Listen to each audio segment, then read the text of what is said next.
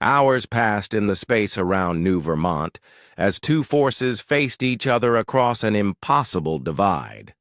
The USS Defiant floated damaged and powerless at the center of a growing fleet of alien vessels.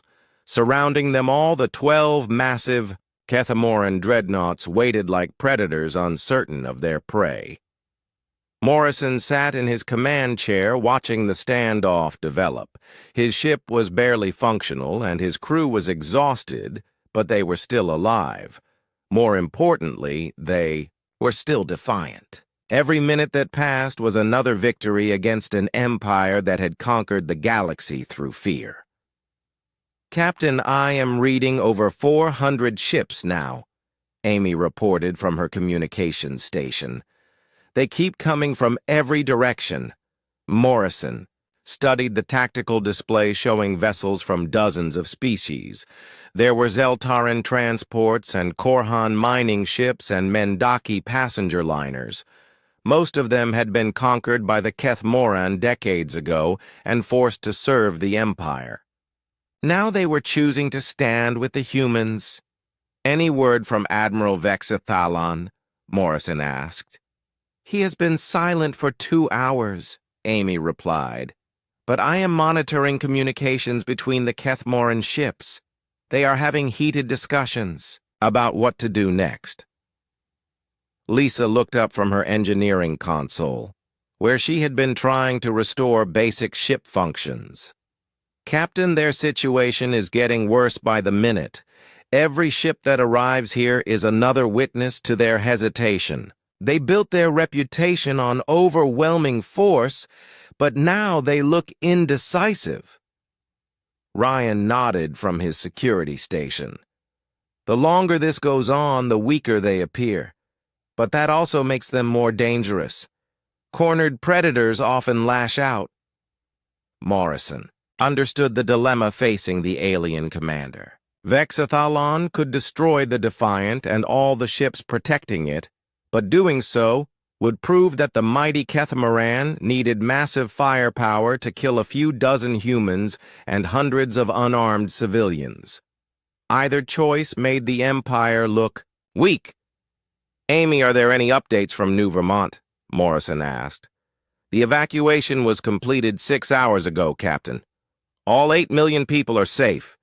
The planet is empty except for automated systems." Morrison felt a deep satisfaction at those words. Whatever happened to his ship and crew, they had accomplished their mission. 8 million people were alive because 37 humans had chosen to stand in the path of galactic terror. Kate moved to his side, stepping carefully around damaged equipment. "Captain, I have been thinking about our situation. What if we take this standoff to its logical conclusion?" "What do you mean?" "The Kethmoran cannot attack us without looking weak, and they cannot retreat without looking defeated. But what if we offer them a third option?" Morrison frowned. "What kind of option?" Kate pulled up star charts on her tablet. "New Vermont is empty now. There is nothing here for them to harvest. What if we suggest they move on to their next target while claiming they chose to spare the civilian ships as a show of mercy?" "You want to let them save face," Morrison said. "I want to give them a way out that does not involve killing everyone in this system." Morrison considered the idea. It made tactical sense, but something about it felt wrong. The Kethmoran had terrorized the galaxy for 3 centuries. Letting them walk away now would send the message that their reign of terror could continue. "No," Morrison said finally. "If we let them leave now, they will just attack the next system, and the next one after that. This has to end here." Amy looked up from her console with excitement. "Captain, I am getting reports from across the galaxy. Resistance movements are forming on dozens of worlds that the Kethmoran conquered. Our stand here is inspiring uprisings everywhere." Morrison felt his heart race as he read the reports streaming across Amy's screen. On Zeltar Prime, the local population had seized control of the orbital stations. On Korhan 7 underground, fighters were attacking Kethmaran supply depots. Across the galaxy, the news of one small human ship standing up to the Empire was spreading like wildfire. "Admiral Vex Thalon is hailing us," Amy announced. "Put him on screen." The alien commander appeared on the main viewer. His crystal form seemed dimmer than before, and Morrison thought he detected something like fatigue in the creature's manner. "Human Captain, this standoff serves no purpose. New Vermont is empty. There is nothing here for us to harvest. We will move on to more profitable targets." Morrison shook his head. "I do not think so, Admiral. You came here to harvest 8 million lives and you failed. Now you want to leave and pretend this never happened." "What would you have us do? Destroy hundreds of innocent ships just to kill you?" "I would have you stop," Morrison said simply. "Stop harvesting, stop conquering, stop spreading terror across the galaxy." The alien made a sound that might have been laughter. "You ask us to abandon our entire way of life because one ship defied us." "I am not asking," Morrison replied. "I am telling you that your way of life is over. Look around you, Admiral. The galaxy is not afraid of you anymore." Vexathalon's image flickered as if the communication was being disrupted. When it stabilized, Morrison could see other Kethmaran figures in the background arguing among themselves. "My subordinates grow restless," the Admiral said. "They want to destroy this entire system and move on. Perhaps I should let them." Morrison stood up despite the pain from his injuries. "Then do it, Admiral. Give the order. Show the galaxy what the Kethmaran Empire is really about. Prove that you are nothing but bullies who can only fight when you outnumber your enemies 1,000-1. The alien commander stared at Morrison for a long moment. Behind him, the arguing between the other Kethmaran figures grew more heated. Morrison could see their empire fracturing in real time as they debated whether to massacre civilians or appear weak. "You have doomed your species with your defiance," Vex Thalon said finally. "We will return with a larger fleet and destroy every human world." "Maybe," Morrison replied. "But you will find us ready for you. And you will find that we are not alone anymore." As if to emphasize his point more, ships dropped out of hyperspace at the edge of the system. These were not the converted civilian vessels that had been arriving all day. These were warships from species across the galaxy forming an impromptu alliance against Kethmoran tyranny. Morrison watched the alien's expression change as his sensors detected the new arrivals. The balance of power in the system was shifting rapidly. What had started as one human ship facing 12 dreadnoughts was becoming a full-scale confrontation between the Empire and the rest of the galaxy. Admiral, one of Vexathalon's subordinates, spoke urgently in the background. "Our forward scouts report rebellion on 17 worlds. Our garrison forces are requesting immediate reinforcement." Morrison smiled. The uprising was spreading faster than anyone had expected. The sight of humans standing up to the Kethmaran was inspiring courage across the galaxy. "You have a choice to make, Admiral," Morrison said. "You can waste time destroying civilian ships here while your empire crumbles, or you can try to save what you can." Vexathalon looked at Morrison with what might have been respect. "You planned this?" "No," Morrison replied honestly. "We just refused to run away. Everything else happened because people across the galaxy were ready to be free. They just needed someone to show them it was possible." The alien commander turned to consult with his officers.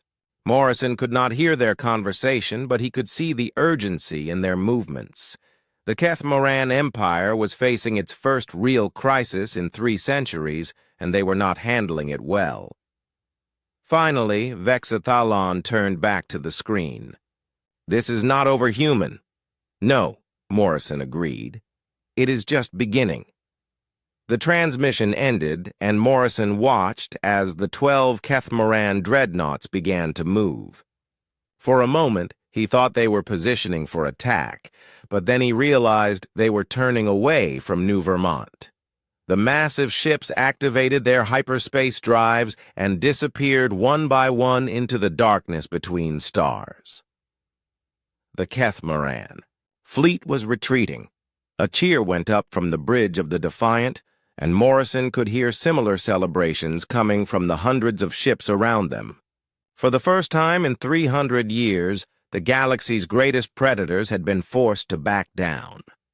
Amy was monitoring communications from across the system. "Captain, I'm getting messages from all the Allied ships. They want to know what our orders are." Morrison looked at the growing fleet on his tactical display. Hundreds of ships from dozens of species, all looking to one damaged human vessel for leadership.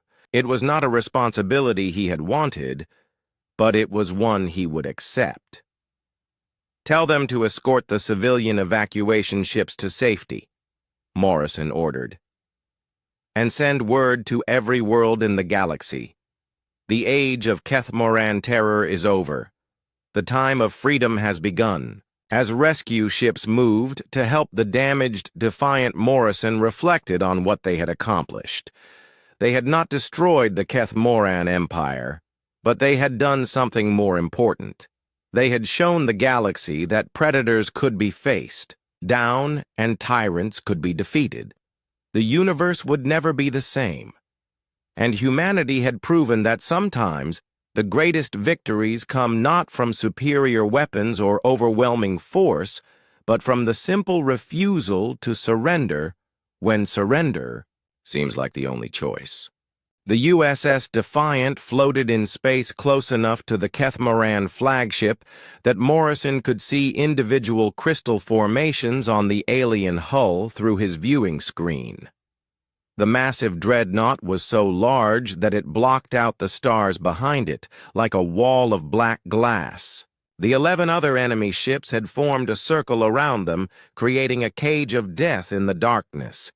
Morrison stood on his damaged bridge, surrounded by smoke and sparks from failing systems.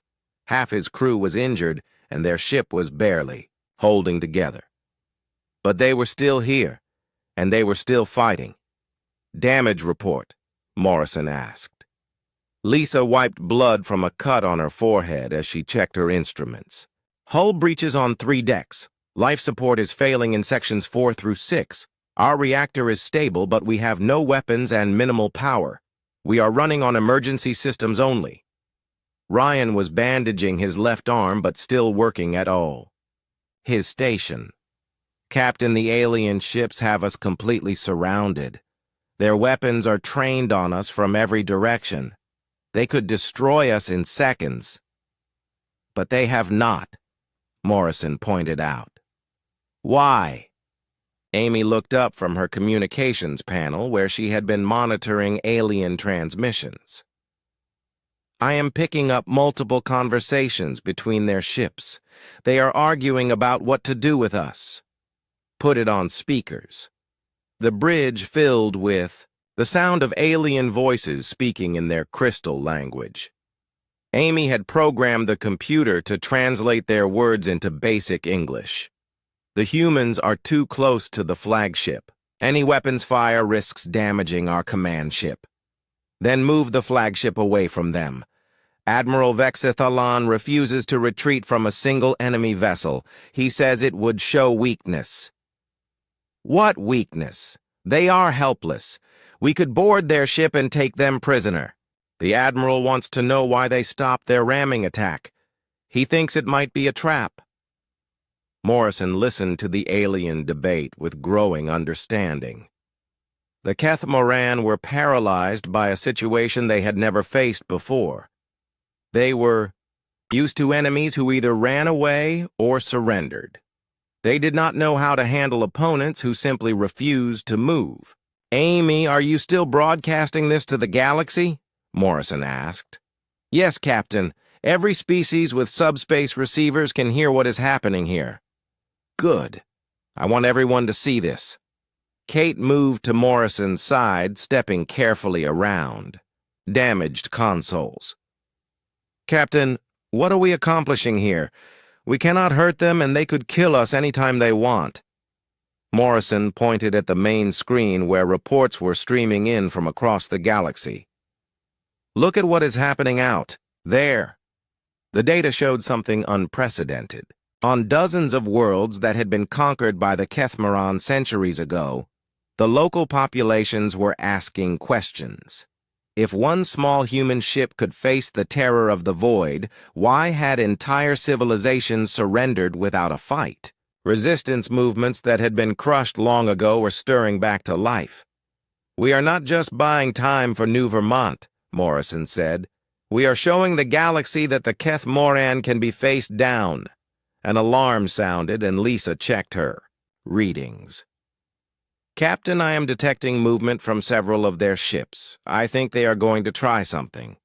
On the main screen, Morrison could see 3 of the alien dreadnoughts moving into new positions. They were spreading out to create clear firing lanes that would let them destroy the Defiant without risking damage to their flagship. All hands brace for impact, Morrison announced over the ship's communication system. But before the aliens could fire, Amy picked up new contacts on her sensors. Captain, I am reading multiple ships dropping out of hyperspace at the edge of the system. Morrison felt his heart leap. Human reinforcements.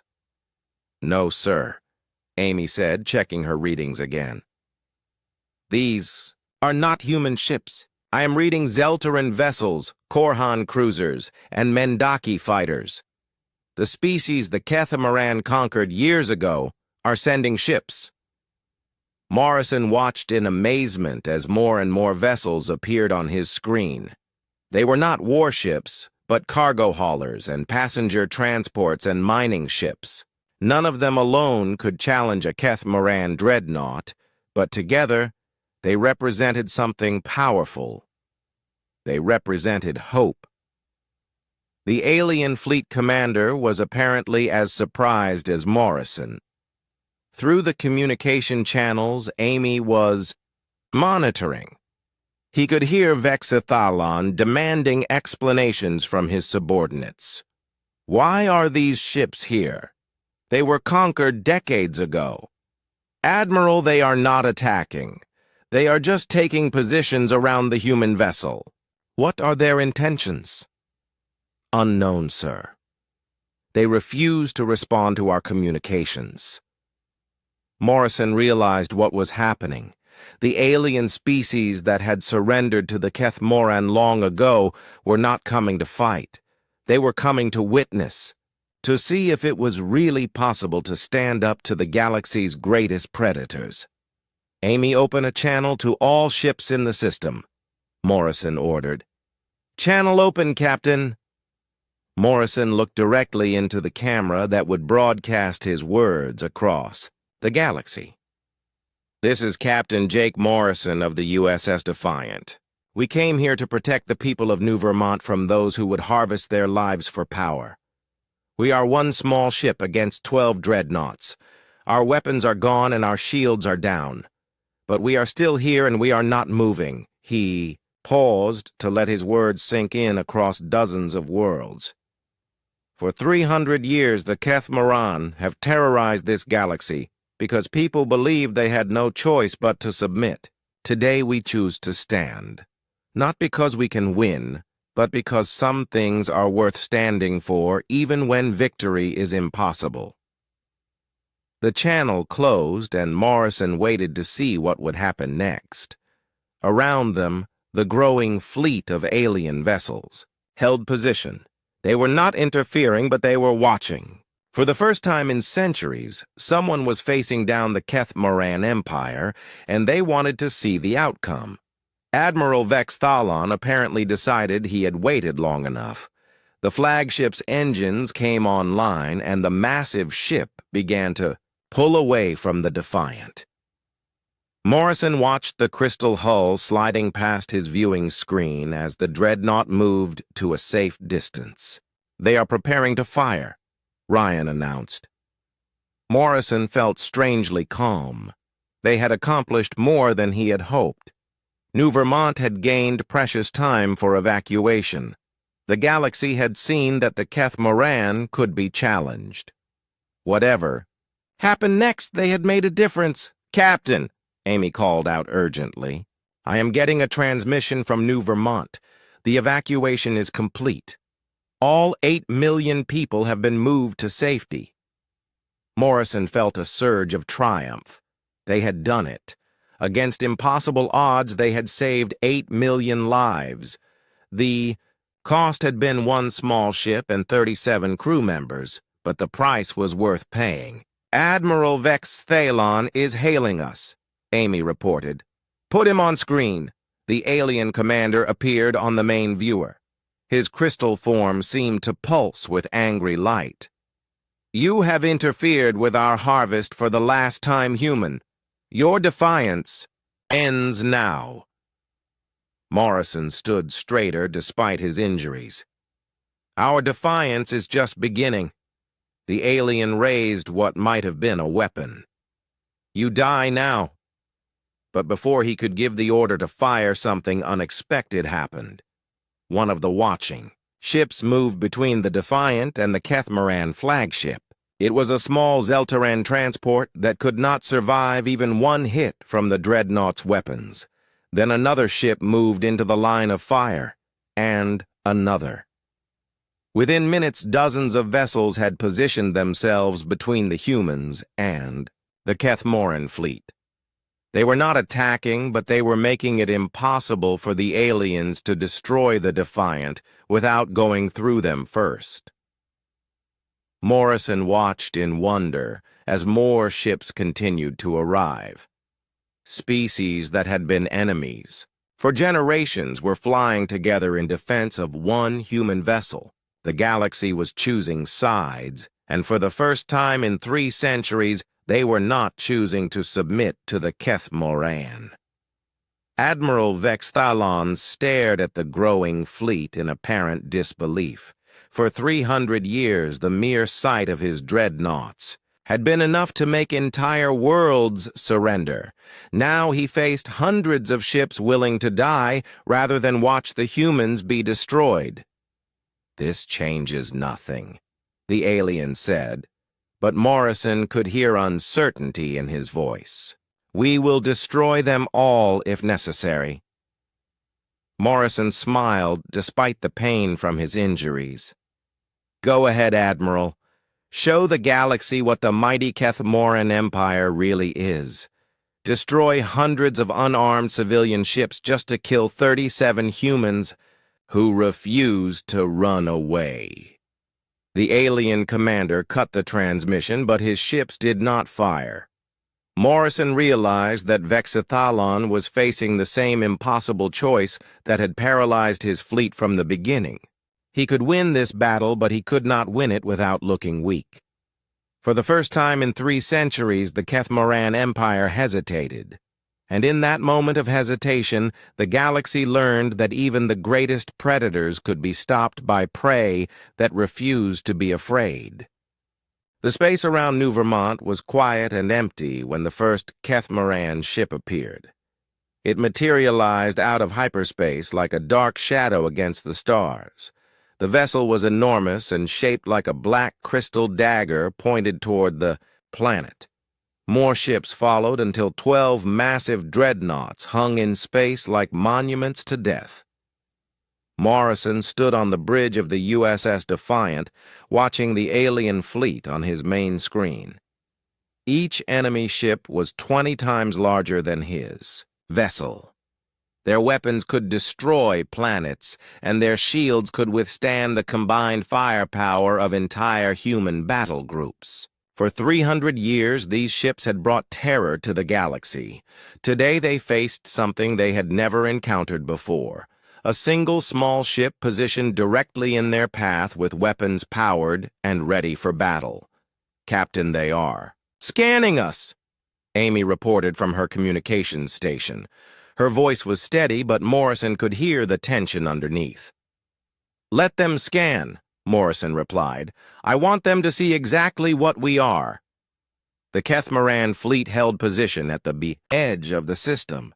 Morrison could imagine the confusion on their command ships. For 3 centuries, they had arrived at target worlds to find either empty space or fleets that immediately surrendered.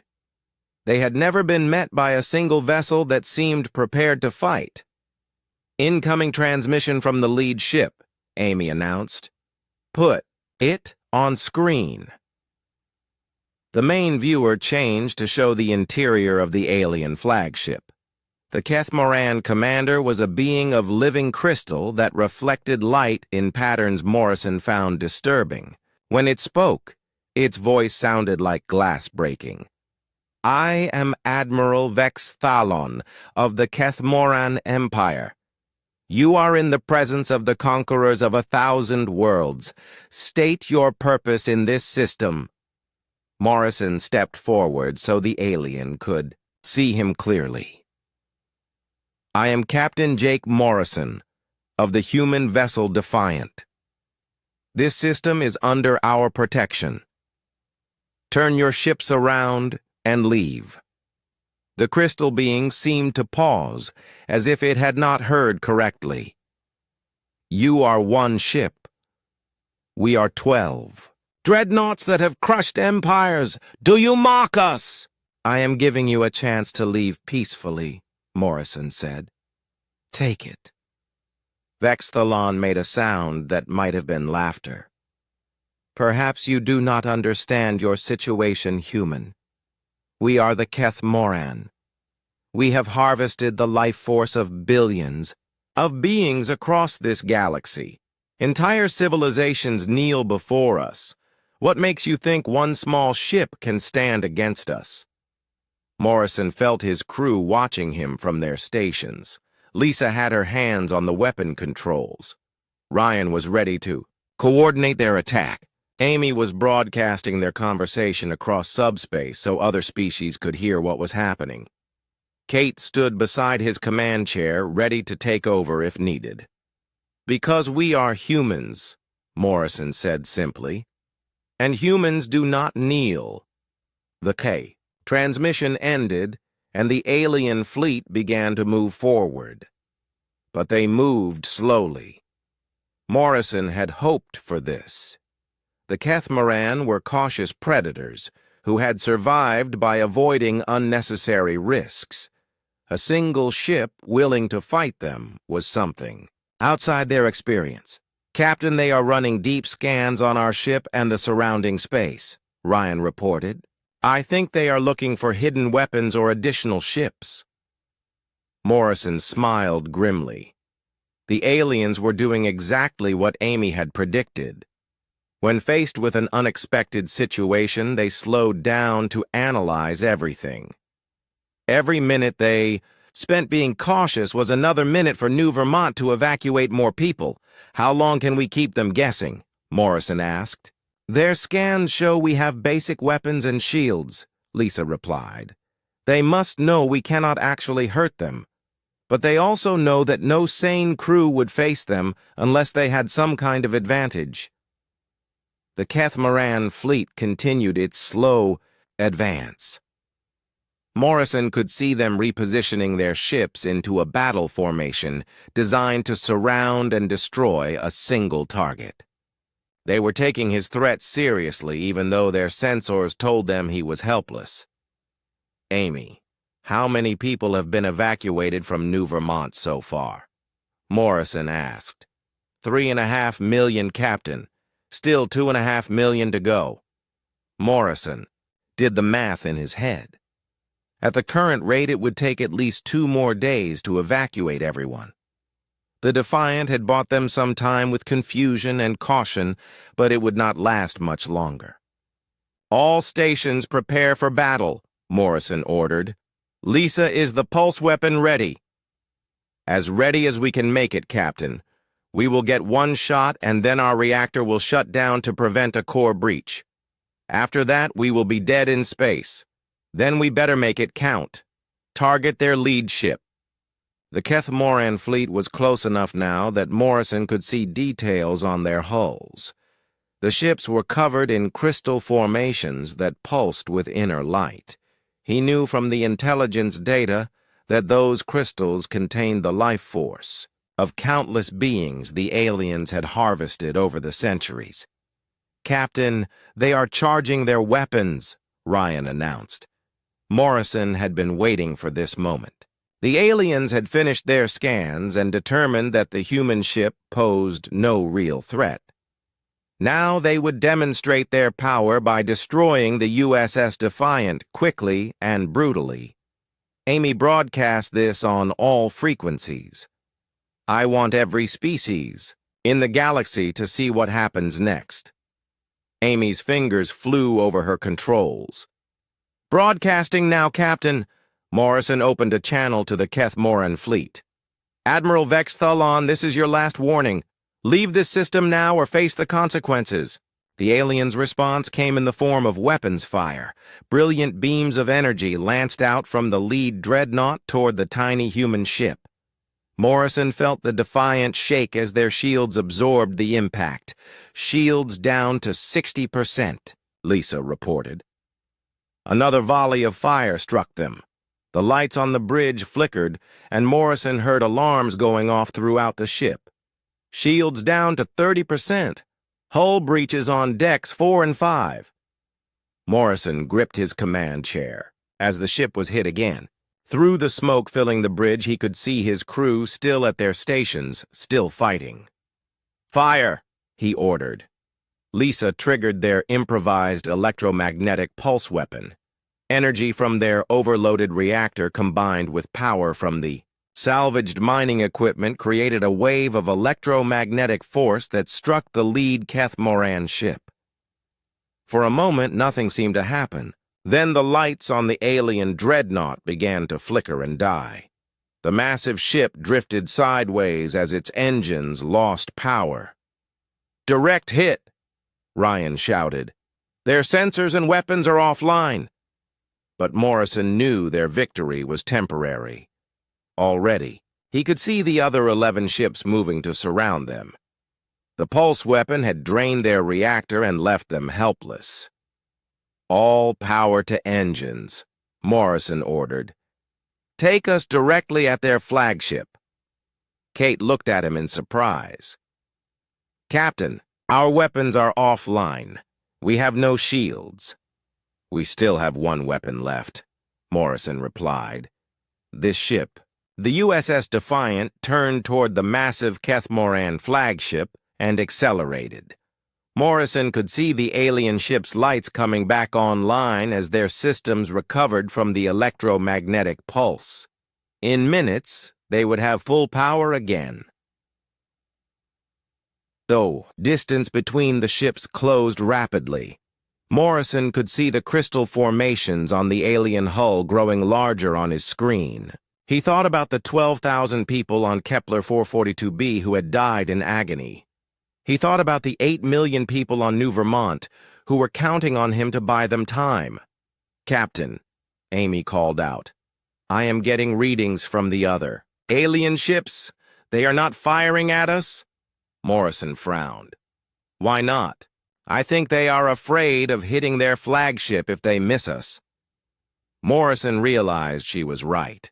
The Defiant was so close to the enemy command ship that any weapons fire aimed at them risked damaging their own vessel. The Kethmoran had trapped themselves with their own tactics. "How long until we impact?" Morrison asked. 30 seconds, Kate replied. Morrison looked around the bridge at his crew. They had followed him into an impossible situation, and they were still with him at the end. "It has been an honor serving with all of you." 20 seconds to impact. Through the smoke and sparks, Morrison could see the hull of the alien flagship filling their entire screen. The ship was so massive that they were heading toward just a small section of it, but their reactor overload would still cause significant damage. 10 seconds. Morrison closed his eyes and thought about New Vermont and all the people they were trying to save. He hoped they had bought enough time, 5 seconds. But instead of impact, Morrison felt the ship shuddering as someone grabbed the controls. "What are you doing?" he asked, opening his eyes. Lisa was at the helm station. "Captain, what if we do not destroy them? What if we just stay?" Before Morrison could ask what she meant, Lisa brought the Defiant to a stop just meters away from the alien hull. The two ships hung in space so close that their hulls almost touched. "This is as far as you go," Morrison said, opening a channel to the alien fleet. "We are not moving and we are not running. You want this system, you go through us first." The stare down had begun. Morrison called an emergency meeting in the main conference room. All senior officers gathered around the small table while the rest of the crew waited at their stations. The weight of their situation pressed down on everyone like the gravity of a heavy world. Kate Sullivan spoke first. "Captain, I understand what you want to do, but we have to think about this logically. Our duty is to warn Earth Command and let them handle the situation." "Warn them to do what?" Ryan Cross interrupted. "By the time any fleet reaches New Vermont, those 8 million people will be crystal statues, just like the ones we saw today." Lisa. Park was running calculations on her tablet. Her fingers moved quickly across the screen as she checked and rechecked the numbers. "Our weapons are designed for asteroid mining and basic defense against pirates. The data from Kepler 442b shows the Kethmoran ships have armor that can withstand planetary bombardment. We might as well throw rocks at them." Amy Brooks had been quiet, but now she looked up from her own screen. "I have been reading through all the intelligence data the colonists gathered. There is something interesting here." Morrison leaned forward. "What did you find?" "The Kethmoran have conquered hundreds of worlds over 3 centuries, but look at how they do it." Amy highlighted sections of text on her tablet. "They always use overwhelming force against targets that surrender quickly.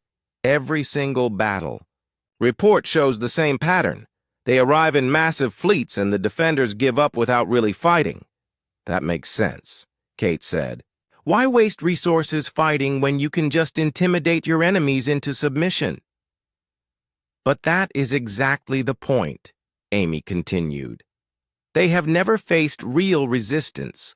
Their entire military doctrine is built around the idea that everyone will be too scared to fight back. What happens when someone actually stands up to them?" Morrison studied the data Amy had found. Battle after battle showed the same thing. The Kethmoran would arrive with 12 massive dreadnoughts, each the size of a city. The local defenders would scan their ships, realize they were outmatched, and surrender without firing a shot. It had worked for 300 years. "You think they might hesitate if we actually fight back?" Morrison asked. "I think they have never had to deal with anyone crazy enough to try," Amy replied. "Look at their response times. When they encounter unexpected situations, they slow down and analyze everything. They are cautious predators, not reckless berserkers." Lisa looked up from her calculations. "Even if we could make them hesitate, how long could we hold them off? Our shields will fail after maybe 10 minutes of sustained fire from even one of their ships." "Then we need to make those 10 minutes count," Morrison said. "How long does it take to evacuate 8 million people?" "Assuming they start immediately and use every transport ship in the system," Kate checked her own data, "maybe 3 days minimum, more likely a week." The room fell silent again. Even if Amy was right about the Kethmoran hesitating, one small ship could not hold off an entire fleet for a week. The math simply did not work. Ryan was studying the technical specifications of their ship. "Captain, what if we do not try to fight them in a traditional battle? What if we use our ship as a weapon itself?" "Ramming attack," Lisa asked. That might work once, but they have 12 ships.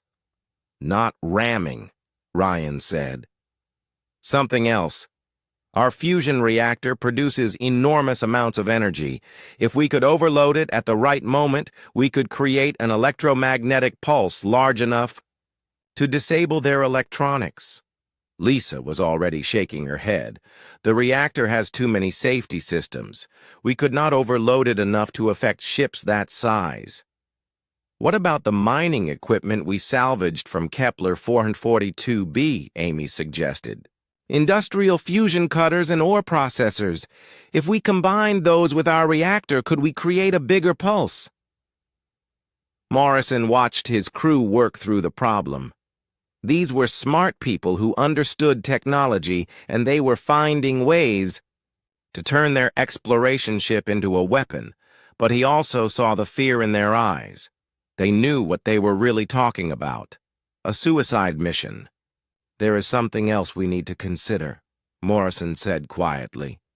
I cannot order any of you to do this. If we go after the Kethmaran fleet, we will probably die. You all have families and lives back on Earth. Kate was the first to respond. Captain, my brother lives on New Vermont with his wife and 2 children. I cannot run away and let them die when we might be able to help. My parents are on New Vermont too, Amy added.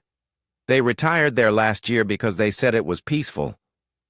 Ryan nodded. My sister moved to New Vermont to work on the agricultural projects. She always said she wanted to feed the galaxy. Lisa was quiet for a long moment. Finally, she spoke. I do not have family on New Vermont, but I have been reading about what the Kethmaran do to the people they capture. They drain their life force slowly. It takes hours. Those 12,000 people on Kepler 442b died in agony. I cannot let that happen to 8 million more if there is anything we can do to stop it. Morrison looked around the table at his crew. They were scared, but they were also determined. These were ordinary people who had never expected to face a situation like this. But when the moment came, they were choosing to stand and fight rather than run. All right then, Morrison said. We intercept the Kethmaran fleet and we buy time for New Vermont to evacuate. Lisa, I want you to figure out how to turn our ship into the biggest electromagnetic pulse weapon you can design. Ryan, work with her on targeting systems and timing. Amy, I need you to contact New Vermont and tell them to start evacuating immediately. Kate, help me plan our intercept course. The crew scattered to their tasks. Morrison remained in the conference room for a moment, looking out the small window at the stars. Somewhere out there, a fleet of ships was heading toward New Vermont carrying death for 8 million people. In 5 days, those ships would arrive expecting to find another easy conquest. Instead, they would find the USS Defiant. Over the next 4 days, the ship became a different place. Lisa and her engineering team worked around the clock to modify their systems. They ripped apart mining equipment and rebuilt it into weapons. They rewired the fusion reactor to channel power in ways it was never designed to handle. The ship hummed with new energy patterns that made Morrison nervous. Ryan trained. The crew on combat procedures they had never needed before. Most of them had never even seen weapons fire except in simulations. Now they were learning how to target enemy ships and coordinate attacks under battle conditions. Amy stayed in constant contact with New Vermont. The evacuation was proceeding, but slowly. 8 million people could not be moved quickly, even with every available ship helping. The government was trying to keep panic down by not telling people exactly what was coming. Many colonists were refusing to leave their homes.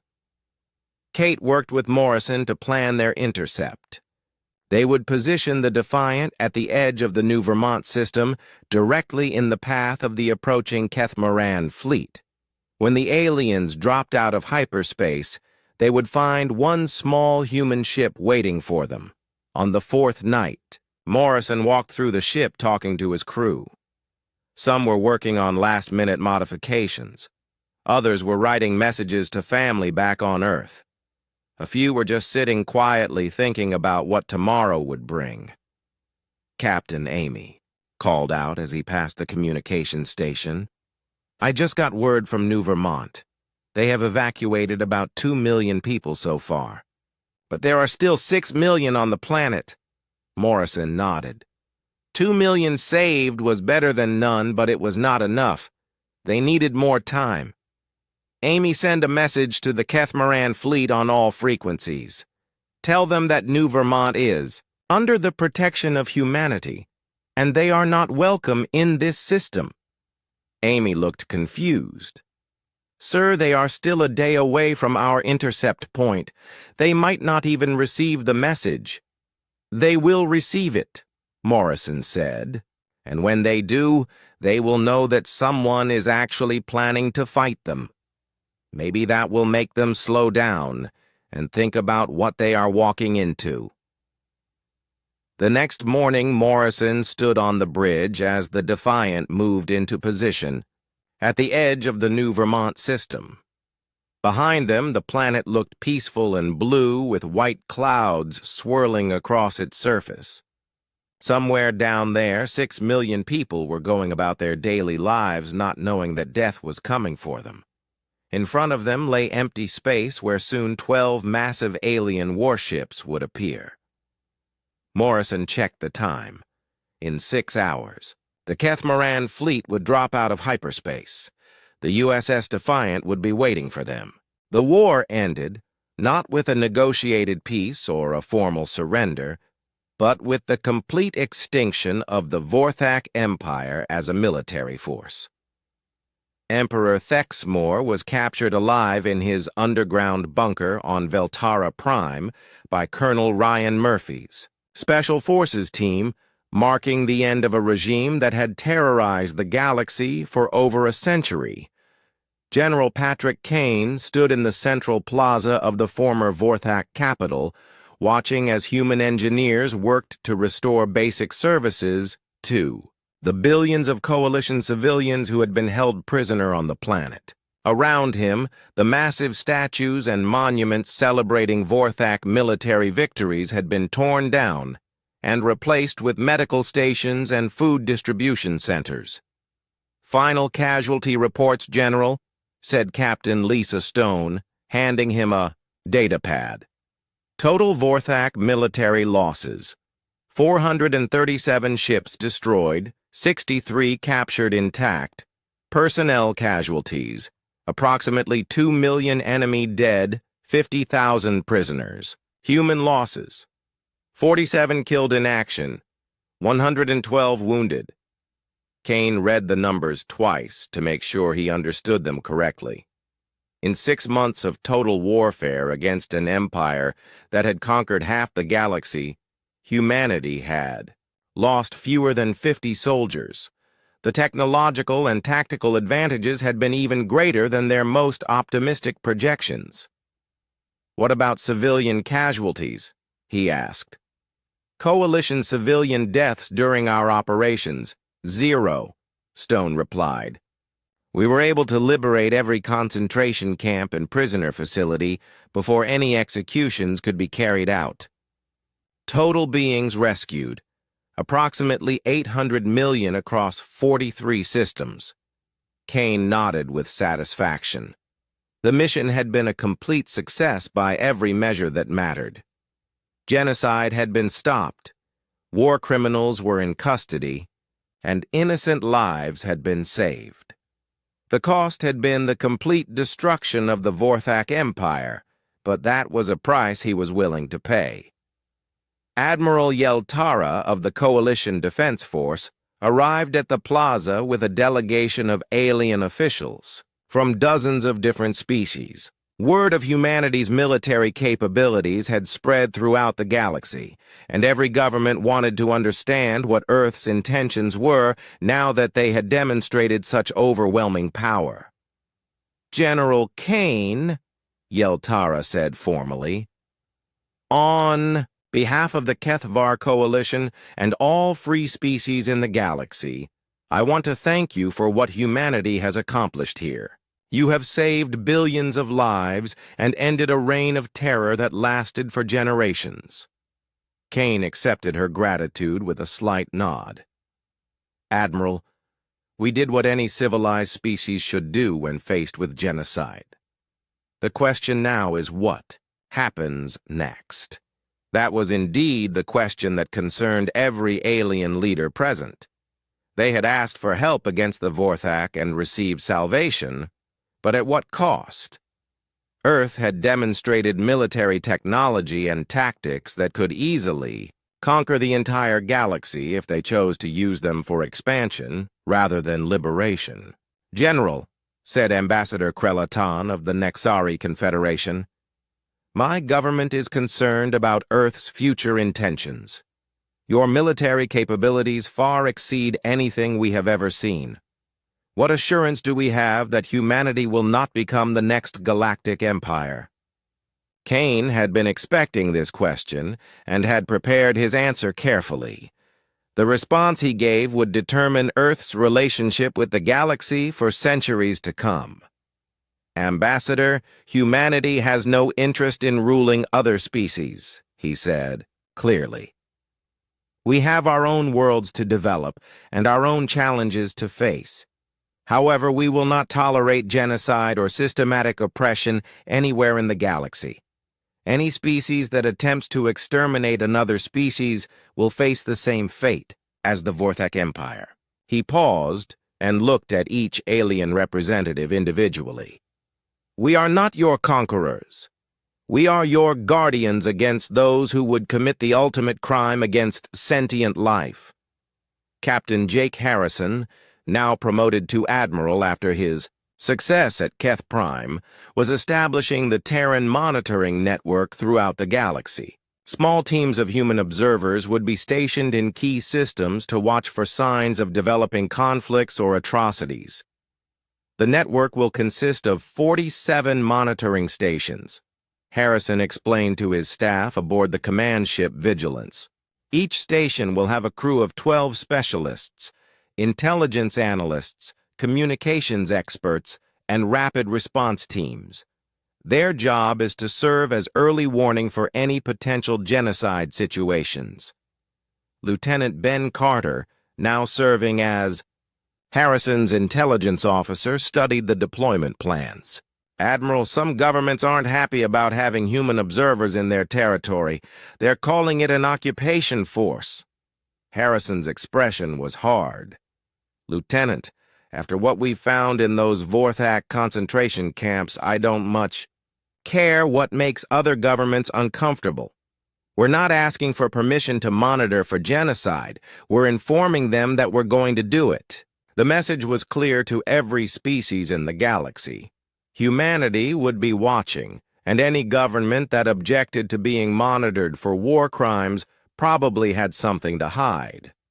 On Earth, the trial of Emperor Thexmor and his surviving commanders had begun in a specially constructed courtroom that was broadcast to every world in the galaxy.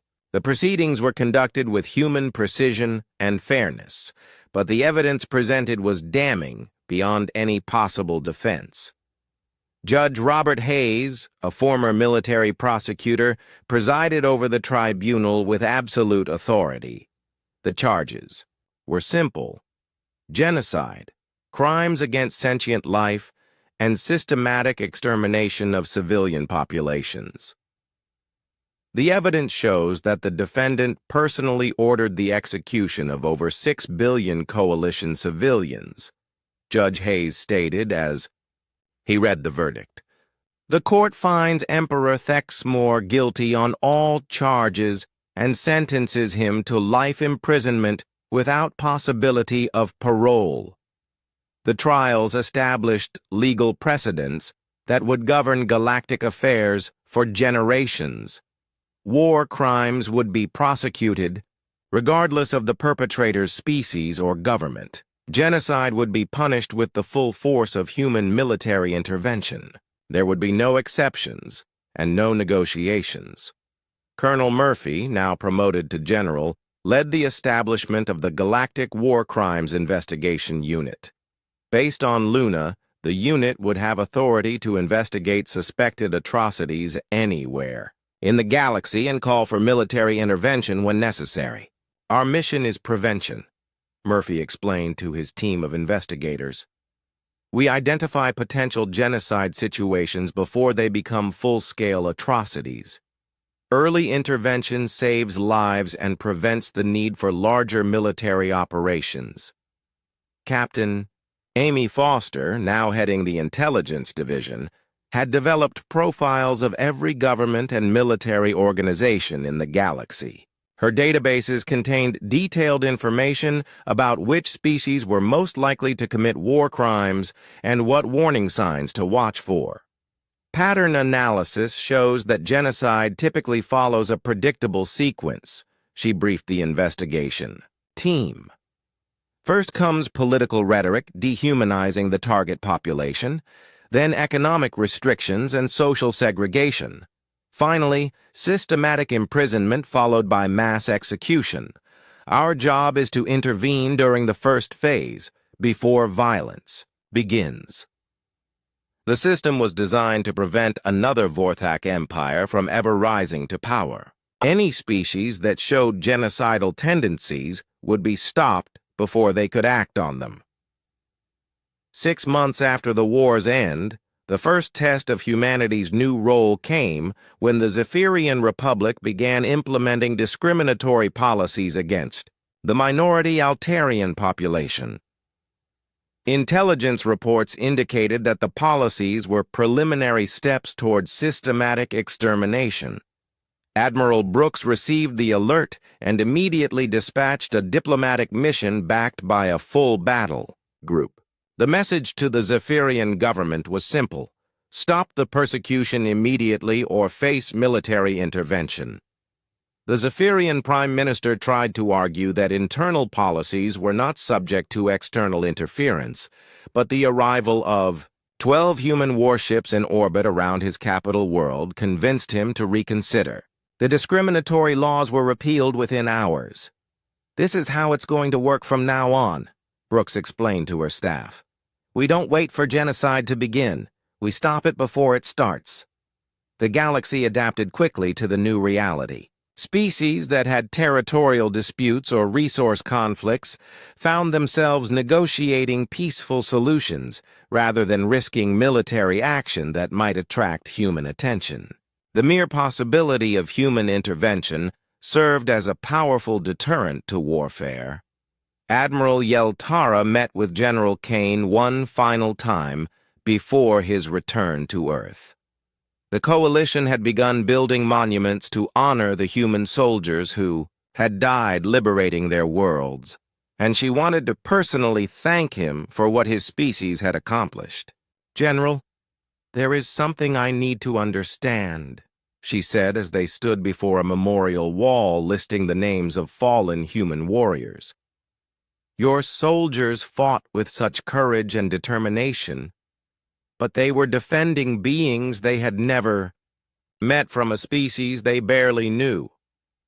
Why did they sacrifice their lives for strangers?" Kane looked at the memorial for a long moment before answering. "Admiral, humanity learned something important from our own history. When good beings do nothing, in the face of evil, evil wins. We decided a long time ago that we would never be the beings who did nothing.